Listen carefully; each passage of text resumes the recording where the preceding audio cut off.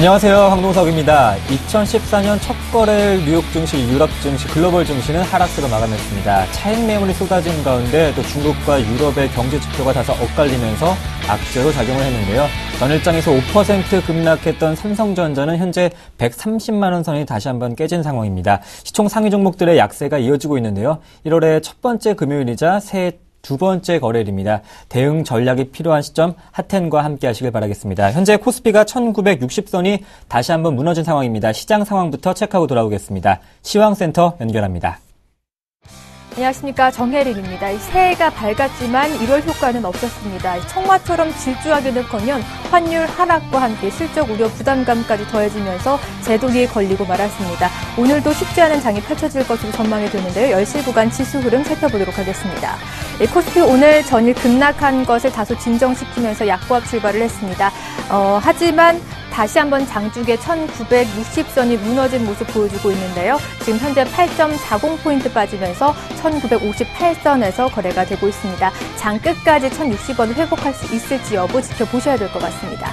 이어서 수급 동향 살펴보도록 하겠습니다. 개인만 2거래일째 순매수 기조 이어나가고 있습니다. 800억 원 가까운 매수 물량을 사들이고 있고요. 어제와 마찬가지로 기관과 외국인 동반 쌍끌이 매도 우위 나타나고 있습니다. 기관이 200억 원, 외국인이 무려 700억 원 가까운 장 초임에도 불구하고 팔자세를 유지하면서 지수를 끌어내리고 있습니다. 이어서 코스닥 시총으로 넘어가 보도록 하겠습니다. 오늘 형보다는 아우의 움직임이 좋은 모습 보여주고 있습니다. 강보합 출발한 코스닥은 강보합권에서 좀 등락을 거듭하고 있는데요. 현재 1.71포인트 오르면서 497선에서 거래가 되고 있습니다. 장 초반은 상승폭을 좀 더 넓힌 모습 보여주고 있습니다. 이어서 수급도 한번 체크해 보도록 하겠습니다. 외인만 순매수 기조 이어나가고 있습니다. 거래소 시장과 반대되는 그림인데요. 외국인 96억 원가량 매수 우위 나타내고 있고요.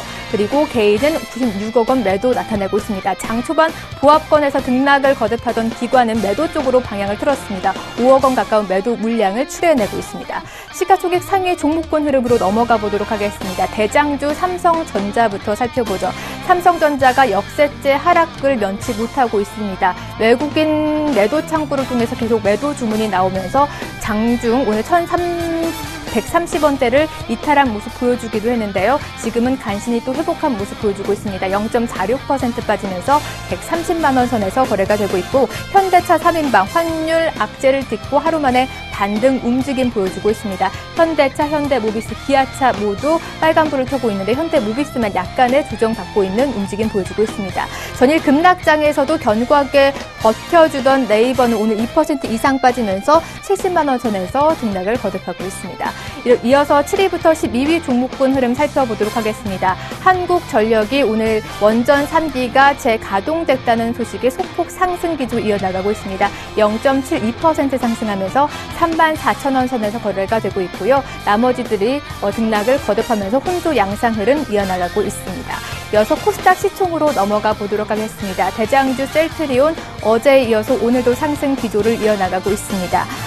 지분 매각 추진설이 계속 나오면서 강세 움직임 보여주고 있는데요. 오늘 무려 5% 가까운 급등세 보이면서 4만 원 선에서 거래가 되고 있고요. CJ 오쇼핑 장 초반 또 한 번 신고가를 경신하기도 했는데 반락하고 말았습니다. 1.97% 빠지면서 41만 원 선에서 거래가 되고 있고요. GS 홈쇼핑도 엿새 6거래일째 상승 기조를 이어나가다가 지금은 다시 주춤한 모습 보여주고 있습니다. 1% 넘게 빠지면서 30만 원 선에서 거래가 되고 있습니다. 어제 이어서 서울 반도체, LED주가 뜨면서 4% 이상의 강세 흐름 이어나가고 있습니다. 7위부터 12위 종목군 흐름 이어서 살펴보도록 하겠습니다. CJ E&M이 이틀 연속 상승 기조를 이어나가고 있는데요. 0.63% 오르면서 31,000원 선에서 거래가 되고 있고요. 최근 3거래일째 상승 기조를 이어나갔던 메디톡스는 차익 실현 매물을 쏟아내면서 1% 넘는 내림세 보이면서 16만 원 선에서 거래가 되고 있습니다. 외환시장으로 넘어가 보도록 하겠습니다. 안전 선호 심리를 반영을 해서 역외 환율 오늘 1,053원대에서 강보합 출발을 했습니다. 연초 분위기지만 단기적으로는 이 1,050원대 이 하방 지지력을 좀 형성하면서 오늘은 1,052원대에서 숨고르기 장세에 들어간 모습인데요. 현재는 1원 80전 하락한 1,052원 10전에서 거래가 되고 있습니다. 이어서 테마주 흐름 살펴보도록 하겠습니다. 첫 번째는 태양광주부터 넘어가 보도록 하겠습니다. 전일 해외 증시에서 이 태양광 관련주들이 일제히 상승하면서 마감을 한 데다가 이 폴리실리콘 가격이 4주 연속 4주 연속 이 상승 기조를 이어나간 데 더해서 매수세가 집중이 되고 있습니다. 그중에서도 OCI 3% 넘는 오름세 보여주고 있는데요. OCI가 지난 4분기부터 흑자 전환이 예상되는 만큼 이 태양광주 전반에 기대 심리가 반영된 모습 보여주고 있습니다. 그중에서도 오성 LST 14.74% 이 가격 제한폭까지 오른 모습 확인할 수가 있습니다. 대부분 종목들이 상승 기조를 이어나가고 있습니다. 이어서 백신주 살펴보도록 하겠습니다. 전국에 독감 환자가 증가했다라는 소식에 질병관리본부에서 독감 예방주의보를 발령했습니다. 예방주의보 발령과 함께 백신주들이 들썩이고 있는데요. 대부분 종목들이 빨간불을 켜면서 상승 기조를 이어나가고 있고 이글벳이 5% 넘는 상승률 그리고 타루가 10%에 가까운 오름세 보여주고 있습니다. 대부분 종목들이 상승하고 있습니다. 이어서 급등하는 종목 살펴보도록 하겠습니다. 첫 번째 TPC부터 살펴보죠. 세계 전문 3D 프린터 전문 회사인 3D 시스템즈와 이 판매 계약을 체결했다라는 소식이 나오면서 오늘 상승 기조 이어나가고 있습니다. 전일 가격 제한폭까지 오른 데 이어서 이틀 연속 2% 이상의 강세 흐름 보이면서 현재 8,000원대에서 거래가 되고 있습니다. 이어서 조화제약 살펴보도록 하겠습니다. 인간 백혈구 생선 촉진시키는 유전자를 가진 이 돼지, 복제돼지를 다수 확보했다는 소식이 나오면서 오늘 어제 이어서 이틀 연속 상승 기조 이어나가고 있는데요. 어제도 가격 제한폭까지 크게 올랐지만 오늘도 거의 9% 가까운 상승률 보여주고 있습니다. 8.83% 오르면서 39,000원 선에서 거래가 되고 있습니다. 이어서 급락하는 종목 살펴보도록 하겠습니다. 라이온 컴텍부터 살펴보죠. 대구 공장에서 화재가 발생했다는 소식에 오늘 하한가로 직행을 했습니다. 52주 친저가를 다시 한번 썼는데요. 이 생산 중단이 된 분야 매출액이 각 700억 가까이 되다 보니까 아무래도 그 우려감이 더해지면서 하한가 직행한 모습 보여주고 있습니다. 14% 이상 빠지면서 17,500원 선에서 거래가 되고 있습니다. 이어서 CJ/CGV 살펴보도록 하겠습니다. 전일장에서 가격 인상 기대감에 급등을 했지만 오늘은 하루 만에 조정을 받는 모습 보여주고 있습니다. 4분기 실적이 악화될 것으로 우려감이 나오면서 오늘 약세 흐름 면치 못하고 있는데요. 1% 이상 조정 보이면서 45,800원 선에서 현재 거래가 되고 있습니다. 지금까지 10시 구간 시황과 함께 테마주 그리고 급등 급락하는 종목군 흐름까지 살펴봤습니다.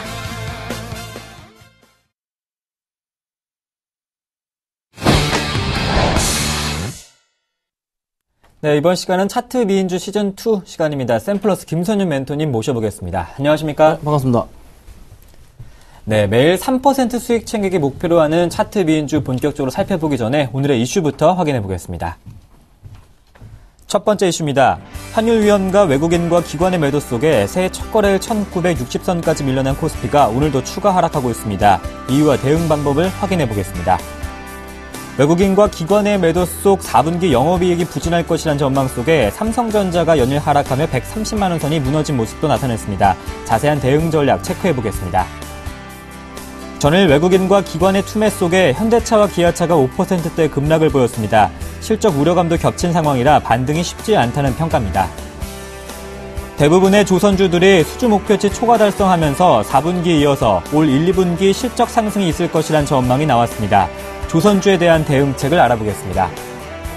셀트리온이 M&A 관련 이슈 속에 5% 급등하고 있습니다. 공시 답변을 통해 최대 주주가 JP모건과 매각 주관사 계약을 체결하고 매수 희망자를 물색했고 구체적인 내용을 논의 중이라고 밝혔습니다.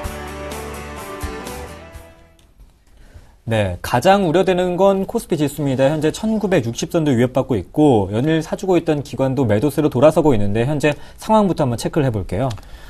네, 1960이 좀 깨기도 했고요, 네. 장중에. 지금 1961포인트인데, 어제 이제 최근 들어서 조금 이 수급 상황 변화가 굉장히 눈에 띕니다. 지금 살펴보자면요. 자, 보시면, 지금 외인들이 어제 3,100억을 매도세를 보였었고, 기관은 어제 또 같이 외인들과 같이 1,700억. 그리고 또 하나 걸렸던 게 이제 선물. 계약건 관련해서 굉장히 많은 물량이, 만계약건 이상이 쏟아져 나와줬죠. 그 영향으로 인해서 주가가 좀 많이 밀렸는데요. 이 영향을 어떻게 봐야 되냐 좀 말씀을 좀 드려보고 싶어요. 중요한 포인트는 이겁니다. 뭐냐면요. 지금 현재 시장의 흐름 자체가 환율과 항상 그 지수의 흐름 자체는 확실하게 조금 반대로 움직입니다. 그러니까 환율이 하락을 하게 되면은 원화 강세가 되면서 외인들이 많은 매수가 들어와 주면서 주가가 가게 돼 있는데 지금 그 흐름을 완벽하게 어제 장에서 역행한 모습이었거든요. 그러면 지금 장에서 오히려 분명하게 다시 반등 흐름으로 바뀔 가능성이 크다는 판단입니다. 그래서 지금의 조정폭 자체를 저는 즐겨야 된다 판단하기 때문에 이 종목을 추천드리고 싶습니다. 오랜만에 요런 얘기 중에 추천 하나 드리는데 네. 코덱스 레버리지를 보십시오. 자, 코덱스 레버리지 추천을 왜 드리는 겁니까? 코덱스 레버리지 지수와 가장 연관성이 높은 지수 대비해서 2배, 플러스 마이너스 2배로 움직입니다. 그렇죠? 자, 코덱스 레버리지를 제가 한번 보여드릴게요. 코덱스 레버리지 추천드리는 이유 중에 하나는요, 당연히 저는요, 지수의 상승에 베팅을 하기 때문입니다. 자, 코덱스 레버리지 얘기를 드리는데, 지금 현재 12월 중순경에 같이 코스피 지수가 1950포인트까지 밀린 적이 있었죠. 5포인트 때. 자, 그리고 나서 다시 2000포인트 위로 치고 갑니다. 자, 다시 50포인트 때까지, 60포인트 때까지 치고 내려왔습니다. 많이 빠졌죠? 그러면 다시 충분하게 상승 쪽으로 좀 빠질지언정 삼성전자가 만약에 125만원대까지 가버린다면 얼마까지 밀릴까요? 조금 더 밀릴 겁니다. 좀 더 밀리기 때문에 한 코덱스 레버리지로 판단하면 11,500원 라인이 될 것 같아요. 그러면 지금 시점부터 해서 저는 11,550원 라인에서 한 11,700원 라인 사이에 저는요, 코덱스 레버리지는 분할매수 해야 된다는 입장입니다. 현금이 원하신 분들이라면요, 강하게 베팅해야 되고 비중 늘려셔야 되는 그런 시기로 판단이 되고 있고요. 충분하게 다시 코스피 2000포인트까지 질주할 가능성 다음 주부터 열려있다는 판단입니다. 그래서 충분하게 여유 가지시면서 이렇게 좀 대응하시면 어떨지 않을까, 제가 지수 관련해서 짧게 좀 말씀드려봤습니다. 네, 지수가 2000선까지 갈 가능성이 있다. 지금의 조정 구간을 즐겨라 말씀하시면서 코덱스 레버리지를 말씀해 주셨는데 대장주가 너무 많이 흔들리고 있습니다. 130만 원 선까지 위협받으면서 오늘 장중에 130만 원 선이 깨지기도 했고요. 또 영업이익이 10조 원이 아래일 것이라 한 8조 원대가 될 것이라는 리포트도 쏟아지고 있습니다. 현재 삼성전자도 한번 체크해보고 싶습니다. 네, 삼성전자 얘기를 빼놓을 수가 없겠죠. 네. 지금 나오고 있는 영업이익 추정치 자체가 7일 발표가 있는데 지금 한 9조 원대 초반이거나 8조 원대 후반이다. 지금 거의 9조 원대 부근으로 지금 얘기가 되고 있습니다. 아무래도 심리적인 부분은 8조 원대가 나오면은 좀 흔들릴 가능성이 있겠죠. 그래서 외인들이 또 기관들이 혹시 모를 악재에 대비해서 미리 주가를 털고 나가는 모습입니다. 그런데 오늘 장에서는요, 좀 빠지던 흐름 자체가 다시 플러스권, 시가 대비해서 지금 플러스권으로 전환이 나타나주고 있고, 흔히 차트에서 말하는 십자가 패턴 자체가 눈에 들어와 주면서 바닥이 아닌가라는 인식이 있지만, 지금 업계에서 또 얘기하고 있는 거는요, 업계에서 삼성전자를 지속적으로 봐오신 분들 얘기는 지금 120만원대 중반이나 초반까지 열려 있다라고 얘기하시는 분들도 있기 때문에 지금은 좀 더 추이 자체를 지켜봐야 되지 않을까 말씀드립니다. 저는 개인적으로 한 125만원 정도까지는 열려 있다고 판단을 하고, 그리고 그에 따른 영향으로 코스피 지수가 영향을 받기 때문에 아까 코덱스 레버리지 전략을 같이 취해서 한 11,500원 정도로 제가 말씀을 드리는 겁니다. 그래서 그 포인트를 같이 맞추시면 되고요. 실적이 안 좋던 간에 어찌됐든 간에 내년, 올해죠. 올해 한 4월쯤부터 해서 2분기부터는 새로운 제품이 하나 나오죠. 갤럭시 S5가 나옵니다. 그래서 그 포인트 같이 있기 때문에 2분기부터는요.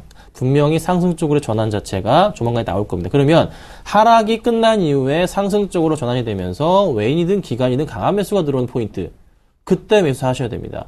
잘 판단하시고 매수하시고, 삼성전자 물려 계신 분들이라면은 그 포인트 이용하셔서 추가 매수하셔가지고 단가 낮추시고, 갤럭시 S5 출시 전에 주가 많이 올라갈 겁니다. 그 포인트 때 깔끔하게 수익 내고 나오시는 전략 취하시면요, 큰 걱정은 없을 것 같습니다. 네, 그렇다면 삼성전자 매수에 대한 그 투자 포인트 그 시간대가 궁금한데 7일 잠정실적 발표한 후에 한 10조 원이 아래가 되는 9조 원대 초반대가 나온다면 언제 매수 타이밍을 가지는 게 좋을까요? 항상 주가는 이렇죠. 네. 실적이 좋게 나오면 빠지고 안 좋게 나오면 오르는 경향이 많습니다. 네. 안 좋게 나올 경우는 더 이상 악재가 없다라는 판단이고, 좋게 나오면 호재거리가 없다 이렇게 판단되기 때문에 주가가 실적과 반대로 특히 대형주들이 움직이는 경향이 강한데, 삼성전자 실적이 안 좋다고 합니다. 그렇죠? 그러면 월요일부터 해서 어떻게 될까요? 악재가 더 이상 없다라는 판단에 오를 가능성이 있지만 1분기도 조금 영향을 받을 가능성이 있기 때문에 저는 상승 쪽보다는 보합권에 머물 가능성이 높지 않을까 판단이 됩니다. 그래서 조금 보합권에 오르는 대신에, 머무는 대신에 하락 쪽이 아닌 상승 쪽의 보합권, 그러니까 아주 천천히 움직일 가능성이 있을 것 같아요. 대신에 그 포인트 이용하셔가지고 모아가시는 전략이 필요할 것 같고요. 가격적인 측면으로 말씀드려보자면 네. 한 125만원대에서 130만원대 구간 사이, 수익률로 따지면 3, 4% 정도 수준입니다. 그 포인트 구간, 좀 이 포인트죠. 이 포인트인데 요 포인트 구간에서는요, 조금 매수를, 분할 매수를 하시면서 모아가시는 것도 필요할 것 같고, 아니시면 좀 기다리시다가 반등을 가져올 포인트가 나와줘서 다시 130만원대를 좀 강하게 치고 올라가는 흐름을 보신다거나, 아니면 좀 밀렸다가 다시 120 후반대 치고 올라가는 흐름 보일 때 그 포인트 이용하셔서 매수를 하시면 되고요. 지금 당장 막 급하게 매수하실 필요는 없습니다. 잠깐 기다리셨다가 관심 가지셨다가 대응하시면 되고, 궁금하신 매수 시점 보다가 도저히 답이 안 나올 때는 문자 주세요. 문자 주시면요, 제가 어떻게든 도움을 드리도록 하겠습니다. 네, 삼성전자 갑자기 관심 갖기보다는 한 125만 원에서 130만 원 부근에서 분할 매수 관심을 갖거나, 아니면 130만 원을 강하게 치고 나면 반등 시점이 나온다면 그때 매수 관심을 가져도 유효하겠다, 이렇게 말씀해 주셨습니다. 김선윤 멘토님께서 여전히 계속해서 현대차와 기아차에 대한 접근은 좀 자제해야 된다 말씀하셨습니다. 엔저에 대한 우려는 계속해져 있고 여기에 실적 우려까지 겹치고 있는데 현대차, 기아차도 점검이 필요한 시점입니다. 네, 갑자기 좀 장이 많이 빠집니다. 네. 아까 저희가 처음에 말씀드릴 때가 1960포인트였는데 지금 55포인트까지 내려왔습니다. 1955.68포인트라는 거 좀 참고하시고요. 네. 자, 시장에서 제가 현대차, 기아차 얘기할 때 이전에 말씀드렸던 게 사지 말자, 사지 기다려라 말씀드렸고, 이제 지난주에 이제 제가 말씀드렸던 게 단기적으로 매수해라. 대신에 현대차 같은 경우는 21선 뛰어 올라갈 때 그때 팔고 나오는 게 좋겠다. 그리고 또 말씀드렸던 것도 역시나 마찬가지로 지금 현 시장에서 말씀드리기에는 단기적으로 맞았지만 지금 다시 어제 급락했기 때문에 또 말씀드려보자면 조금 매수하기에는 역시나 조금은 저는 지금 현 시장 좀 단기적으로 급등할 가능성도 있지만 지금 차트상의 흐름과 수급적인 부분을 판단했을 때는 아직 모르겠습니다. 좀 봐야 될 것 같고요. 좀 4분기 실적이 엔저 영향을 받을 것 같아요. 그렇기 때문에 조금은 확실하게 말씀드릴게요. 기다리자. 지금은 때가 아니다. 부품주 마찬가지입니다. 저는 자동차 부품주들도 당장에 매수하기에는 너무 리스크가 크다. 그래서 조금 홀딩하신 관점 드리고요. 오늘 좀 밀리고 있는데 추가적으로 빠질 것 같습니다. 대신에 비중을 줄이시는 분들이라면요, 갑자기 전량 비중을 줄이지 마시고요. 조금씩 털어내셔가지고 아까 말씀드린 레버리지 전략을 취하시는 것도 양호하지 않을까 판단 드려보겠습니다. 네. 지금 비제조업 지표가 발표가 났습니다. 중국의 12월 비제조업 PMI가 54.6으로 전월에 56에서 하락한 수치를 나타내고 있습니다. 좀 중국의 저성장 국면을 계속해서 보여주고 있는데요. 계속해서 좀 더 빠르게 이야기 나눠보겠습니다. 조선주들이 수주 목표치를 상회하면서 이제 4분기에 이어서 1, 2분기에도 실적 상승을 보일 것이라는 이야기가 나오고 있습니다. 네, 조선주는 간략하게 말씀드릴게요. 네. 지금 조선주 시점 자체, 지금 오늘 잘 버텨주고 있다 하락 추세가 좀 나아지고 있는데요. 매수 기회라고 판단이 됩니다. 충분하게 보셔야 되고요. 한 종목만 뽑아드리겠습니다. 자, 봐야 될 종목 대우조선해양입니다. 대우조선해양 말씀드리는 게요, 수급 괜찮게 굉장히 잘 흘러왔고 지금 삼성과 다른 종목 대비해서 주가가 흔들리지 않고 있습니다. 바닥 라인을 지켜주면서 그래도 버텨주고 있거든요. 다른 종목은 바닥이 낮아지는 반면에. 그래서 그 포인트 보셔야 되는 거고요. 수주 목표치 달성했고요. 내년도 가능합니다. 그렇기 때문에 걱정 마시고 조선주 보실 분들이라면요, 대우조선해양 보시고 조선주 업황 전반에 걸쳐서 1년 동안은 농사하기에 좋은 그런 업종군이 아닌가 정리해드릴게요. 네. 마지막 이슈는 셀트리온입니다. M&A 관련해서 오늘장에서 높게는 한 6.8%까지 급등했습니다. 현재장에서 한 5% 정도 보이면서 4만원 선을 회복했습니다. 네, 인수회사들과 협의 중이라는 얘기가 있습니다. 이전부터 나왔던 얘기인데요. 더 이상의 좀 악재는 없다 판단이고, 중요한 포인트는 램시와 관련해서, 추가적인 수주가 크게 나올 가능성이 크다는 거죠. 바로 올해부터요. 그래서 그 포인트와 함께 M&A 건과 함께 또 하나 실적까지 양호해주면서 최근에 외인들의 매수까지 겹쳐지는 종목. 아마 이런 종목 찾기가 힘들지 않을까라는 판단입니다. 홍콩 IR에서 매출을 1조 5천억 얘기했습니다. 걱정 마시고 가져가시고요. 제가 주로 밀고 있는 종목 중에 하나이죠. 주도주입니다. 그리고 또 하나 말씀드릴 수 있는 건 확실하게 지금 현 시점에서도 매수하기엔 나쁘지 않다. 4만원대 부근이라면 충분하게 매수 유효하다. 제가 이렇게 의견 드리겠습니다. 네, 셀트리온 현재도 매수 관심 가질 수 있는 가격대이다 말씀해 주셨습니다. 매일 3% 수익 챙기기 김선윤 멘토님과 함께하고 있는데 10승의 고지가 얼마 남지 않았습니다. 오늘 SM부터 한번 AS 받아볼까요? 매수가 근처에서 움직이고 있네요. 네, SM 걱정 없습니다. 우리 네. 엑소 100만 장 넘었어요. 우리 어린 친구들이 굉장히 일을 열심히 하고 있네요. 네, 열심히 뛰고 있습니다. 걱정 마시고서 홀딩 하시면 된다. 이렇게 제가 짧게 의견 드리도록 하고요. 자, 그리고 제가 지난 시간에 루멘스랑 두산 인프라코어 같이 OCI 묶어주면서 전부 다 수익 실현했습니다. 특히 OCI는 그전에 수익 실현했는데 19만 원까지 본다 그랬는데요. 오늘 주가 흐름 어떻게 되고 있습니까? 또 한 번 OCI 급등해주고 있습니다. 아직까지 팔지 않으신 분들 뭐 파셔도 됩니다. 그냥 단기적으로는 제가 항상 말씀드리지만 지금 그 지켜야 될 건 지켜야 되는 겁니다. 원칙은 원칙입니다. 아셨죠? 정리하시고요. 루멘스 같은 경우도 지금 10,000원대 넘어갔는데 역시나 마찬가지로 원칙은 원칙입니다. 정리 부탁드리고요. 두산 인프라코어도 아직 제가 전화상으로 매도 사인 드렸는데요. 역시나 수익 실현했어요. 그렇죠? 그래서 원칙은 원칙이기 때문에 정리하시면 되고요. 보유하고 계신 분들이라면은 더 이상 AS는 해드리지 않습니다. 그래서 문자를 주시면은 제가 또 답장을 조금 해드리도록 하겠습니다. 네. 그렇다면 오늘 3% 수익을 챙겨줄 차트 미인주 어떤 종목을 들고 나오셨나요? 오늘 가지고 나온 종목은요. 네. YG엔터입니다. 자, YG엔터 갖고 나온 이유, 제가 너무 테마를 탔나요? 그렇지도 않습니다. 지금 YG엔터가 실적도 좋고, 그리고 수급도 좋기 때문에 네. 가지고 나오는 거죠. 차트 역시 바닥 라인 뚫고 가는 상승 추세 전환 굉장히 이쁘다라고 말씀을 드릴 수 있을 것 같아요. 자, YG엔터 상승하면요. 이전에 뭐 젠틀맨이나 강남스타일 때 상승했던 것처럼 갈 수도 있지만, 저는 일단 여기서는 3%만 노려볼게요. 그럼 3%, 뭐 30%, 뭐 2배 갔던 적이 있는데, 요번에 신고가 가지고 3% 먹는 거 제가 정말 소박한 겁니다. 그렇죠? 걱정 마시고 매수하시고요. 자, 매수가 보겠습니다. 매수가 현재창 볼게요. 53,700원이네요. 53,700원에까지 매수하겠습니다. 53,700원 매수하고요. 목표가는 3%, 손절가는 마이너스 3% 잡고 대응하시면 좋지 않을까 제가 정리해드리겠습니다. 네, 오늘의 차트 미인주 3% 수익 챙길 수 있는 YG 엔터테인먼트 말씀하시면서 현재 가격에서 53,700원에서 관심 가질 수 있다. 목표가 손절가는 플러스 마이너스 3%로 설정해 주셨습니다. 지금까지 차트 미인주의 시즌2 샘플러스 김선윤 멘토님과 함께했습니다. 고맙습니다. 네, 감사합니다.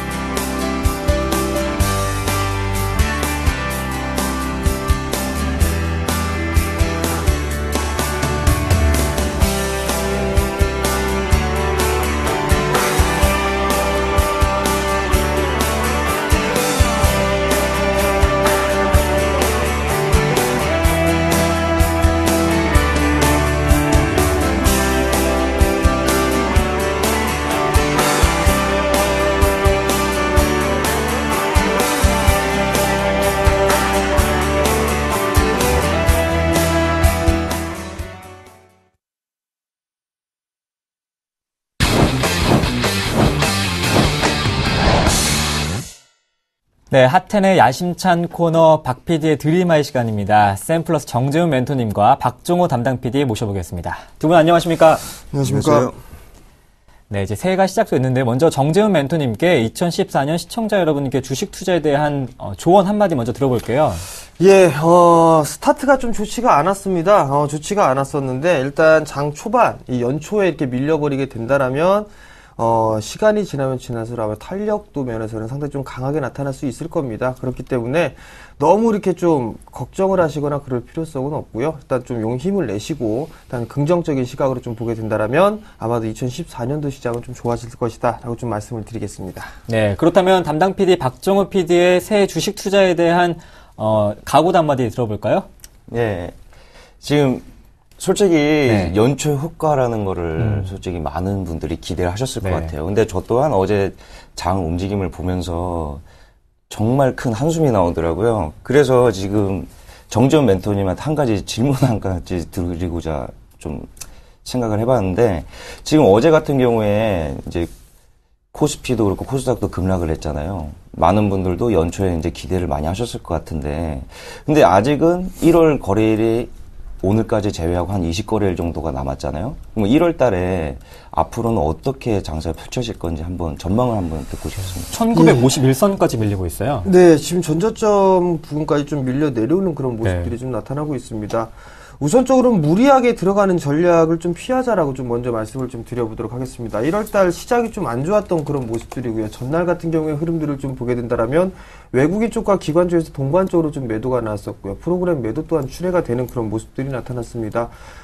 일단 뭐 개인들만 좀 매수를 해주는 그런 모습들이 좀 전개가 됐었는데요. 잠깐 좀 차트를 좀 보시게 된다라면, 최근에 과거에 형성돼 있던 부분들이 12월 13일 날 저가권역으로 형성돼 있던 게 1947포인트입니다. 지금 현재 1951포인트의 거래가 좀 되고 있는 그런 상황들인데요. 아마도 저점을 이탈되는 흐름들이 좀 나올 수밖에 없다라고 좀 보셔도 좋을 것 같습니다. 눈으로 보게 된다라면 지금 현재 시장의 주가의 흐름들을 좀 보게 된다라면 고점권역은 낮아지고 있는 그런 모습들이 보여지고 있고요. 저점 또한 마찬가지로 낮아지는 그런 모습들, 즉 하락 추세대를 만들어 가고 있다라고 좀 보셔도 좋을 것 같습니다. 그렇기 때문에 지금 현재 이 1944포인트짜리 대가 지지가 될 것이다라고 생각은 좀 버리시는 게 좋겠다라고 좀 먼저 말씀을 드려보도록 하겠고요. 지수는 아마도 밀려 내려오는 흐름들이 나타날 겁니다. 일단 많이 밀리게 된다라면 아마도 1980포인트대까지, 1880포인트대까지는 좀 열어놓고 대응을 해야 된다라고 좀 먼저 말씀을 드려보도록 하겠고요. 이 1880포인트 자리대가 작년 8월경에 형성돼 있던 이 갭 부분이 하나 있습니다. 그 자리를 좀 메우는 흐름들이 전개가 되지 않겠느냐라고 좀 보고 있습니다. 뿐만 아니라 지금 현재 저가를 이탈하는 흐름들이 나오게 된다라면 하락 N자형의 모습들로 밀려 내려올 부분들인데요. 그 자리대를 따져보더라도 약 1900 초반대가 아마도 저점권역이 되지 않을까라고 싶습니다. 결국에는 1910포인트 정도대에서 1880포인트대까지는 열어놓고 일단 대응을 해야 된다라는 측면. 그렇게 놓고 봤을 때는 거래소 시장 같은 경우는 대형 섹터들, 경기 민감 섹터들 같은 경우는 시가총액 비중이 상당히 좀 큰 상황들이기 때문에 일단은 힘이 없을 수밖에 없다라고 좀 보셔도 좋을 것 같습니다. 상대적으로 내수 섹터, 즉 경기에 대해서 어느 정도 좀 방어, 지수에 대해서 방어를 해줄 수 있는 그런 종목군들이 나름대로 좀 괜찮다라고 좀 보셔도 좋을 것 같고요. 그리고 거래소 시장보다는 코스닥 시장이 좀 더 유리한 그런 시장이 좀 전개가 될 것이다라고 좀 생각을 하시고 일단 코스닥 쪽으로 조금 보시는 게 좋겠다라고 좀 말씀드릴게요. 자, 그러면 멘토님, 지금 코스피도 그렇고 코스닥도 그렇고 솔직히 지금 조정을 많이 받고 있는데요. 이게 솔직히 연말에 윈도우 드레싱 효과에 의해서 반대로 조정을 받고 있는 건지 아니면 환율 변수 때문에 이러는 건지 조금 궁금하거든요. 왜 이렇게 지금 낙폭이 심한 걸까요? 전날 이 하락을 했던 부분들을 좀 보게 된다면 세 가지가 좀 겹쳤다라고 좀 보셔야 될 것 같아요. 첫 번째는 윈도우 드레싱, 그리고 배당을 받기 위해서 배당 투자를 했던 사람들이 차익 매도가 좀 나왔다라고 좀 보셔도 좋을 것 같고요. 두 번째 부분들을 좀 보게 된다면 삼성전자에 대해 실적 우려감이 좀 나왔었습니다. 거기에서 삼성전자 급락이 나왔었고요. 세 번째는 보게 되면 중국에 대한 지표가 안 좋게 좀 나왔었습니다. 그 부분들 세 가지가 다 겹쳐지면서 문제가 좀 생겼었고 환율적인 부분들까지도 함께 연동이 되면서 급락이 좀 나와주는 그런 모습들이었었거든요. 결국에는 추가적으로 좀 밀릴 수밖에 없다라고 좀 생각을 하시는 게 좋을 것 같습니다. 아, 그럼 저는 솔직히 이제 개인 투자자 입장이라서 조금 지금 심장이 아주 그냥 쭈그러들고 있습니다. 이거 저도 종목을 갖고 있는 거 어떻게 해야 될지 걱정도 많은데, 그러면 지금 코스피보다는 코스닥을 더 많이, 솔직히 개인 투자자분들이 많이 담았고 계시잖아요. 어떻게 보시나요? 어떻게 해야 되나요? 솔직히. 자, 일단 지금 보게 되면 최근의 기사나 이런 부분들을 좀 보게 되면 좀 역발상적인 부분들을 한번 생각해 볼 필요성이 있을 것 같아요. 무슨 얘기냐면 코스닥 시장이 좀 상당히 안 좋다라는 얘기들이 좀 나오고 있고 바닥이 어딘지 모르겠다라는 얘기들, 그리고 거래대금이 1조 원 미만으로 일단 줄어드는 그런 모습들까지 나타났거든요. 안 좋은 얘기들은 현재 나오고 있다라는 거, 일단 그 부분들이 오히려 저는 더 좋다라고 좀 생각을 합니다.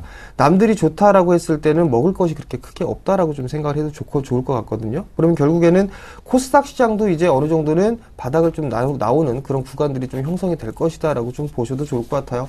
좀 잠깐 차트를 좀 보시면 지금 현재 코스닥 시장의 흐름들을 좀 보게 된다라면 거래소 시장하고는 상당히 좀 다른 그런 모습들이 나타나고 있습니다. 즉 어떠한 부분들을 좀 예상을 해볼 필요성이 있냐면 지금 현재 주가는 밀려 내려오고 있는 그런 모습들이지만 상승을 해주고 밀려 내렸기 때문에 어느 정도 이 박스권역에서 좀 진행될 확률이 좀 높다라고 좀 보셔도 좋을 것 같습니다. 지수 같은 경우는 추가적으로 되밀릴 그럴 가능성이 있지만 이 코스닥 같은 경우는 어느 정도 하방 경직을 좀 보일 수 있을 것이다라고 좀 생각을 하시면 좋을 것 같고요.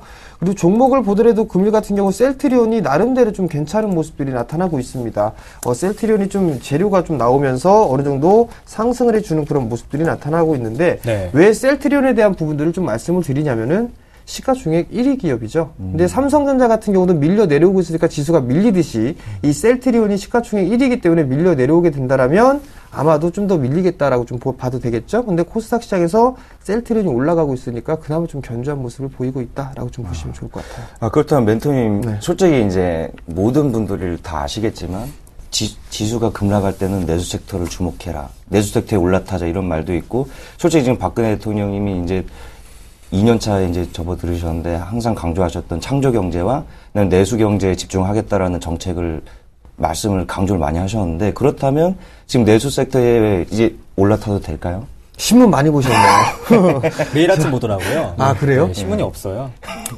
자, 일단은 정책에 대해서 대부분 이게 흐름들을 좀 보게 되면 과거에도 마찬가지지만 2년 차 때부터 정책에 대한 부분들이 효과가 좀 나타나고 있습니다. 창조 경제에 대한 부분들, 중소기업에 대한 활성화 부분들, 이러한 여러 가지 좀 정책들이 2년 차부터는 어느 정도 효과를 좀 나타낼 수 있다라는 점, 그리고 두 번째 포인트를 좀 보게 된다면 올해 이 부분들을 좀 내수 촉진 부분들에 좀 포인트를 맞추고 있다라는 부분들입니다. 결국에는 경기 민감주들보다는 내수 섹터에 있는 그런 종목군들이 나름대로 좀 이 수혜를 좀 얻을 수 있지 않겠느냐라고 좀 보셔도 좋을 것 같거든요. 근데 여기서 좀 봐야 되면 시가총액 상위 종목군들 포진되어 있는 종목군들을 좀 보게 된다라면 경기 민감 섹터들이 거의 대부분을 좀 차지를 하고 있는 그런 상황들입니다. 그렇기 때문에 아마도 이 시장은 지수는 좀 밀려 내려올 수밖에 없는 그런 형국이지만 그래도 내수 섹터들 같은 경우는 나름대로 선방을 할 수 있다라고 좀 보셔도 좋을 것 같고요. 조정 시에는 이 내수 지수 방어형 섹터들 같은 경우는 편입을 한번 해봐도 좋겠다라고 좀 말씀을 드리겠습니다. 네, 왜 박정호 PD가 내수주를 체크했는지는 포트폴리오를 확인하면 알 것 같습니다. 내수주가 담겨 있거든요. 확인해 보겠습니다. 네, 박 PD 드림아이 포트폴리오입니다. 현금이 37% 가장 많고요. 현대모비스가 20%, 실리콘웍스와 메일유업이 각각 10% 담겨 있습니다. 한국가스공사가 7.5%, 대우인터내셔널이 15% 놓여 있습니다. 수익률 확인해 볼까요? 네, 대우인터내셔널과 한국가스공사가 수익률 2.5% 정도 보이고 있고요. 실리콘웍스가 좀 안타까운 흐름 4% 정도 빠지고 있습니다. 오늘장에서 한 1% 반등이 나오고 있는데요. 메일유업은 3% 정도 오늘장에서 하락이 나오면서 수익률은 한 0.5% 정도 보이고 있습니다. 네, 박정호 PD 포트폴리오 보면서 어떤 생각하셨나요? 어떤 종목이 가장 궁금하세요? 일단은 네. 저번 주에 제가 빡빡 우겼다. 네. 정지현 멘토님도 경고를 하셨던 현대모비스를 어쩔 수 없잖아요. 차 예. 좋아하시니까. 제가 차를 좋아하기 때문에 네. 엔저 위험 때문에 경고를 하셨음에도 불구하고 제가 고집을 부려서 편입을 했는데 네. 다행스럽게 지금 매수가 부분에서 움직이고 있긴 한데 네. 멘토님 이거 현대모비스를 어떻게 하면 좋을까요? 예, 일단 완성차 쪽에 대한 부분들, 이 환율에 대한 리스크가 부각이 되면서 좀 급락이 났었습니다. 일단은 완성차뿐만 아니라 부품주들도 좀 밀려 내려오는 그런 모습들이 나타났는데요. 자, 우선 27만 8천 원대에 좀 거래가 되고 있는 그런 사항들입니다. 일단 27만 5천 원이 이탈되는 흐름이 나오게 된다라면 어느 정도 좀 리스크 관리를 할 필요성이 있을 것 같은데요. 전날 같은 경우 장대 음봉에다가 거래량까지 조금 증가가 되는 그런 모습들이 나타났습니다. 그렇기 때문에 지금 목표가를 제가 짧게 좀 30만 원 정도로 좀 잡아드렸었는데요. 지금 구간에서는 어느 정도 좀 리스크 관리를 해야 될 게 아닌가라는 좀 생각이 들거든요. 일단은 지금 현금 비중이 조금 없는 사항들이기 때문에 이 현대모비스는 지금 현재 거의 매수가 부근 정도가 되니까요. 이 종목은 일단 매도를 해서 현금을 좀 만들어 놓는 전략이 좀 좋지 않겠나 싶습니다. 네, 이번에는 멘토님 경고를 제가 듣겠습니다. 그리고 지금 한 가지 네. 항상 이 종목을 보면 항상 제가 마음이 아픈데요. 실리콘웍스 종목이 솔직히 이제 애플이 중국에다가 계약을 하면서 좋은 모멘텀도 있고 날개를 단다 이런 말도 많은데 어제 또 3시 4시에 출연하시는 여보세요 방송에서도 실리콘웍스를 대한 관심주로도 말씀해 주셨는데 실리콘웍스가 근데 왜 이렇게 움직임이 아직까지 이렇게 미비한지 참 궁금하거든요. 하텐에서도 좋은 종목 좀 많이 소개해 주세요. 네, 하텐에서도 상당히 좀 좋은 종목을 좀 참 많이 불만입니다 지금. 소개를 좀 시켜드리고 있는데요.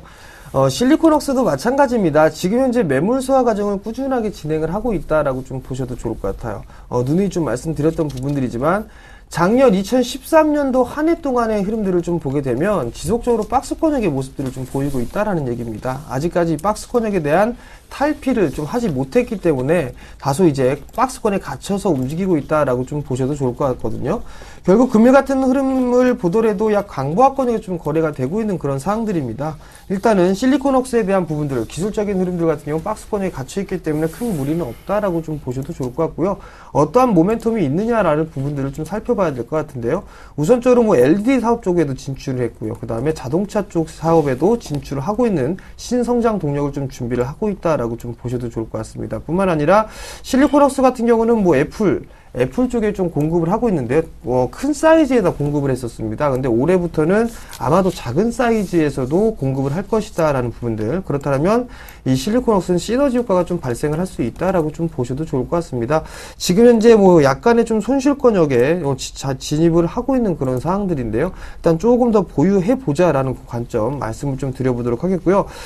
실리콘웍스가 비중이 10%가 좀 돼 있는 그런 사항들입니다. 일단은 이 종목 같은 경우는 올해 한 해 동안 좀 볼 그런 종목인데요. 일단 뭐 추가 매수 포인트라든가 아니면 바닥이 좀 나오는 그런 모습들이 보이게 된다면 추가 매수도 한번 생각해보자라고 좀 말씀드릴게요. 그리고 이제 2주 연속으로 추가 매수에 실패한 한국가스공사가 좀 궁금한데요. 솔직히 이제 정부가 새해 첫날부터 도시가스 요금 5.8% 인상한다는 소식이 있었고, 그래서 당연히 요금 인상한다면 한국가스공사 역시나 조금 급등을 하지 않을까라는 기대도 어제 좀 했었는데, 그 한국가스공사 지금 이 시점에서 다시 추가 매수에 도전해도 될까요? 모멘텀도 있는데. 예, 일단 어제 사실 정고점을 좀 넘어서는 흐름들이 좀 나오지 않을까라고 좀 생각을 했었습니다. 왜냐면 예상을 했던 게 맞아 떨어졌습니다. 일단 가스 요금에 대한 인상 부분들. 그렇게 되면 당연히 올라가지 않을까라는 좀 생각을 했었는데 시장에 좀 받추지 못했다라고 좀 보셔도 좋을 것 같습니다. 답답합니다. 네, 답답한 모습들이 좀 보여주고 있는데 전날 거래량이 조금 동반되는 흐름들이 나오면서 정고점 자리대를 넘어서지를 못했습니다. 그렇다는 얘기는 어느 정도 이 매물대가 많다라고 좀 보셔도 좋을 것 같고 한 차례 눌림이 좀 나올 수 있다라고 좀 보셔도 좋을 것 같습니다. 지금 65,000원 정도에 좀 매수를 해서 약간의 좀 수익이 발생하고 있는 그런 상황들입니다. 지금 현재 66,600원에 거래가 되고 있는데요. 일단 이 종목도 매도를 하자라고 좀 먼저 말씀을 드려보도록 할게요. 왜 매도를 하냐면 어느 정도 조금 조정을 좀 받을 수 있다라고 좀 생각을 하고 있습니다. 결국에는 정고점을 못 넘어갔기 때문에 어느 정도 박스권 하단권역까지 한 번쯤은 체크를 해보지 않겠느냐라고 좀 생각을 하고 있거든요. 그렇기 때문에 조금 조정을 받을 때 이 종목은 다시 매수 포인트를 한번 잡아보도록 할게요. 결국엔 한 63,000원 정도대가 다시 오게 되면 아마도 이게 포트에 다시 한번 편입해보도록 하겠고요. 지금은 자리대 그냥 매도를 하자라고 좀 말씀을 드릴게요. 그 멘토님 지금 말씀하신 것처럼 조정을 받을 수도 있다 이런 말씀 해주셨는데 솔직히 네. 가스공사 같은 경우에 요금 인상이라는 또 좋은 호재도 있고 앞으로 향후에 또 이제 좋은 또 이런 그때 말씀드렸던 모멘텀도 갖고 있는 회사기도 하고 그리고 이제 내수 섹터 안에 포함되어 있는 기도 하잖아요. 그렇다면 지금 한국가스공사를 굳이 가지고 계신 분들이 지금 이익 실현하지 않거나 아니면은 손절하지 않거나 장기적으로 갖고 갔을 때는 어느 정도까지 보면 좋을까요? 시장이 빠질 겁니다.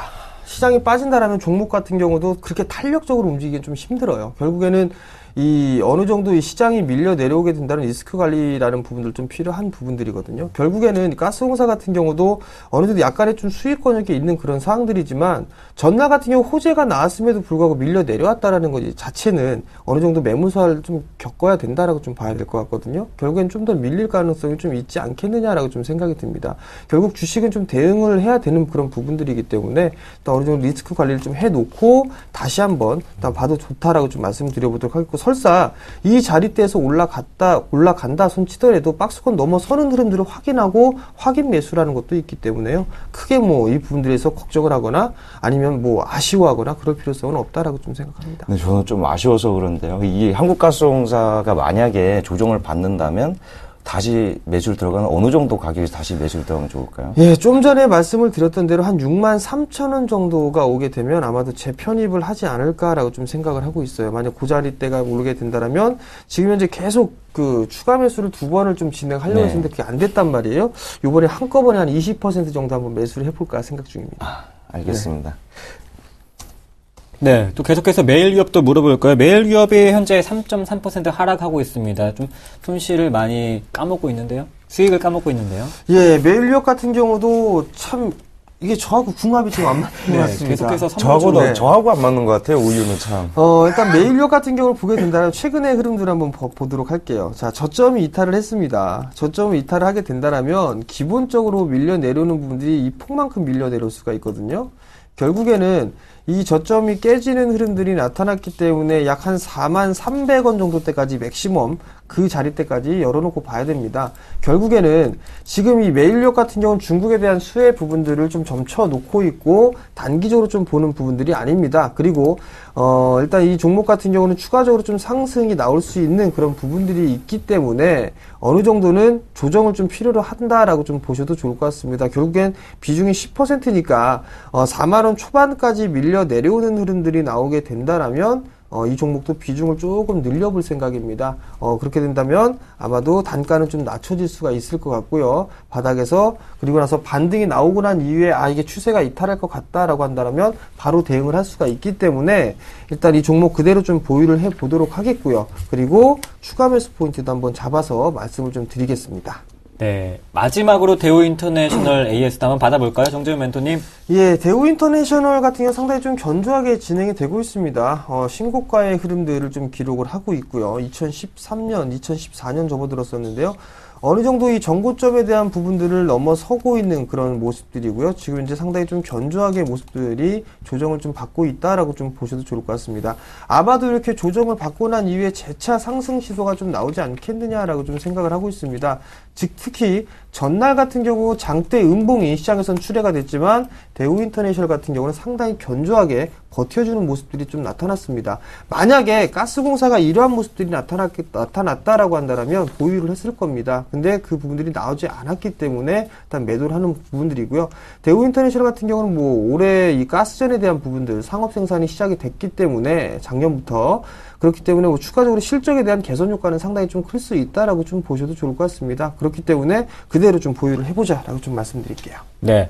정재훈 멘토님이 여보세요 하기 전에 종목 추천을 좀 받아봐야지 좋은 종목 내주실 것 같습니다. 오늘 관심 종목 어떤 종목 들고 나오셨나요?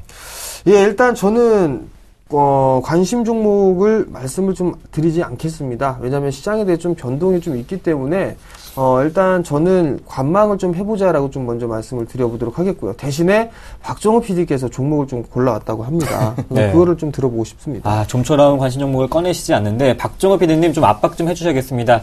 어떤 관심 종목 들고 나오셨나요? 예. 정재훈 멘토님이 제가 네. 아까 방송 전에도 계속 좀 오늘 관심 종목 왜 하트에서는 안 주십니까 하니까 일단은 더 좋은 종목으로 관심 종목을 찾아오겠다고 하셨기 때문에 다음 주에 한번 기대해 보셔도 좋을 것 같고요. 네.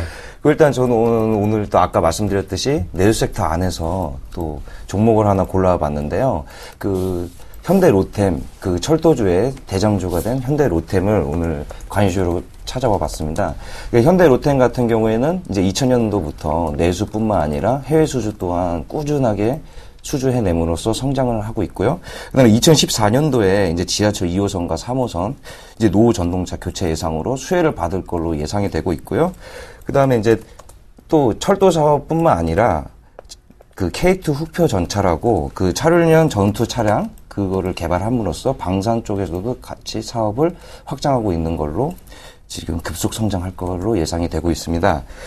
그렇다면 이제 멘토님 현대 로템 같은 경우에 또 이제 운송 섹터에 속해 있긴 하지만 또 어떻게 보면 내수로 성장한 기업이라고 저는 생각하고 있거든요. 그렇다면 어떻게 보시나요? 두 눈으로 봅니다. 두 눈으로 보는데요. 현대로템에 대해서 안 좋다라고 이 생각을 하지는 않을 겁니다. 다만 이제 이 현대로템 같은 경우는 나름대로의 이 프리미엄을 좀 받을 수 있는 그런 기업입니다. 근데 다만 지금 제가 이 종목을 좀 꺼려하는 그런 부분들은 상장한 지가 얼마 안 돼 있다라는 부분들, 그 부분들이고, 두 번째는 지금 이제 확인을 좀 해봐야 된다라고 좀 생각을 하고 있어요. 그렇기 때문에 일단은 조금 이제 주식 잔소리에서도 현대로템을 일단 매도를 하고 나오자라는 부분들을 좀 많이 말씀을 드렸었거든요. 근데 어느 정도 이제 바닥은 슬슬 좀 잡아가는 것 같습니다. 잠깐 좀 차트를 보시게 된다면 제가 선을 몇 개씩 좀 거놨습니다. 자, 41,000원대까지 상승을 먼저 해주는 그런 모습들이 나타났었는데 조정을 보였습니다. 조정을 보이고 난 이후에 기술적인 반등의 모습들이 나왔었고요. 그죠? 그리고 나서 이 저가를 이탈해주는 흐름들이 나오게 된다면 이 가격 폭만큼 밀리는 게 주가의 습성입니다. 그렇게 된다면 약 28,000원 정도대까지 밀릴 수가 있습니다. 근데 여기서 이거는 또 두 번째 볼 부분들이고 그 다음 부분들을 보게 된다면 이 폭만큼 밀려 내려왔었고 기술적 반등이 나왔습니다. 근데 저점이 또다시 이탈하게 되면 이 폭만큼 다시 밀려 내려오는 부분들이 주가의 습성인데요. 그 자리대를 지지해주고 나서 기술적인 반등이 나오고 있습니다. 결국에는 하락 N자형으로 밀려 내려왔다라고 한다면 절반의 되돌림 자리대를 한번 볼 수가 있을 겁니다. 그렇게 된다면 약 한 32,300원 정도가 일단 나오는데 이 하락 N자형을 보기 전에는 마디로 빠진 부분들을 좀 보셔야 됩니다. 그 자리대가 약 31,000원 자리대예요. 즉 31,000원 자리대가 저항대로 1차 저항대로 좀 작용을 할 수가 있고 그 다음 때는 32,000원 정도 대가 저항대가 좀 작용을 할 수 있다라고 좀 보셔도 좋을 것 같거든요. 아마 기술적인 반등은 조금 더 이어질 겁니다. 근데 추격 매수는 하고 싶지는 않습니다. 자, 가격적인 전략을 좀 말씀을 드려보게 된다면 29,700원에서 28,900원 이 사이에는 분할 매수 포인트를 좀 잡아보는 게 좋겠다라고 좀 먼저 말씀을 드려보도록 하겠고요. 목표가는 31,500원을 좀 제시를 해드리고요. 손절가는 28,500원을 이 자리대를 이탈하게 되면 리스크 관리 차원에서 손절을 하자라고 좀 말씀드리고 그 다음에 비중은 약 한 10% 정도 매수를 하면 괜찮겠다라고 좀 말씀드릴게요. 자, 그럼 멘토님 방금 말씀해 주신 것 중에 한 가지 질문이 있는데요. 이제 요즘에 이제 또 신규 상장 종목들이 꽤 많았잖아요. 그렇다면 신규 상장 종목을 접근할 때 주의해야 될 점 좀 몇 가지 짚어주시죠. 주의해야 될 점이라고 좀 보게 된다면 상장을 하고 난 이후에 보호매수 물량이 상장하고 나서 한 달 뒤부터 이제 물량이 나오기 시작을 합니다. 그렇게 된다면 이 보호매수 물량이 얼마나 되는지 그 부분들 좀 확인을 해보셔야 될 것 같고요. 그리고 상장한 이후에 기관 쪽에서 혹은 외국인 쪽에서 누가 매수를 해주는가 그 부분들도 함께 확인을 해보셔야 됩니다. 가장 우려가 될 수 있는 부분들은 그 보호매수 부분들이에요. 보호예수 부분들이기 때문에 그 부분들 좀 필히 확인을 해야 된다라고 좀 말씀을 드릴게요. 네, 상장한 지 얼마 안 된 종목들은 보호예수 물량을 좀 확인해보자 말씀해 주셨습니다. 그렇다면 박정호 PD님, 어떤 종목, 현대로템을 얼마큼 담으실 건지 결정하셨나요? 네, 현대로템을 비중 10%로 한번 또 고집을 내서 한번 담아보겠습니다. 네, 박정호 PD 현대로템 10% 편입 결정하셨습니다. 그렇다면 박정호 PD의 최종 포트폴리오 화면으로 확인해 보겠습니다. 네, 현금 비중은 55%로 늘게 됩니다. 현대로템 오늘 10% 새로 담게 되고요. 대우인터내셔널 15%, 실리콘워크스와 매일유업 10%씩 남게 됩니다. 네, 한국가스공사는 2.5% 수익 먼저 챙겨보겠습니다. 나중에 63,000원 정도 부근가에서 다시 한번 재매수 의견을 주셨고요. 또 실리콘워크스는 현재 4.5% 손실 구간이지만 보유하겠다, 추가 매수도 고려하고 있다 이렇게 말씀해 주셨습니다. 현대모비스도 현재 매수가 근처에서 전량 매도하겠습니다. 네, 오늘 새롭게 현대로템을 담습니다. 29,700원에서 28,900원까지 기다려보고 목표가는 31,500원, 손절가는 28,500원, 비중 10%로 말씀해 주셨습니다. 네, 오늘도 여러분께서 사랑해주고 계시는 샘플러스 정재훈 멘토님과 박정우 PD와 함께했습니다. 고맙습니다. 네. 현재 시장 변동성이 커진 상황입니다. 1950선까지 밀려난 코스피 보실 수 있고요. 오늘 장에서도 현명하게 대응하시길 바라겠습니다. 1월 3일 핫텐이었습니다. 시청해주신 여러분 고맙습니다.